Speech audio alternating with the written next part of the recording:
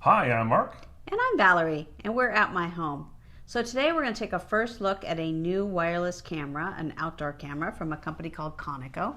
Conico sent us this camera to review, and they're about a 2-year-old company. They actually just celebrated their 2nd anniversary, and they make great smart home devices, indoor, outdoor cameras, and a baby monitor.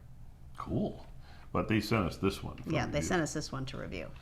So, what do we have? We have this is a 355 degree swivel camera, right? It does pan and tilt. And it tilts. So that's pretty cool. And in here you can put an SD card or micro SD card, so you can do local recording or cloud recording with their own app.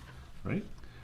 And it comes with a solar panel, so you don't have to remember to charge it if you hook that up. Otherwise, you can charge it with a USB, micro USB cable for charging yourself if you don't want to hook up the panel. And the mounting hardware for the panel if you want to put it in somewhere. And then this real heavy plate is what connects the camera right here. You just mount that plate wherever you want the camera, put this on here, and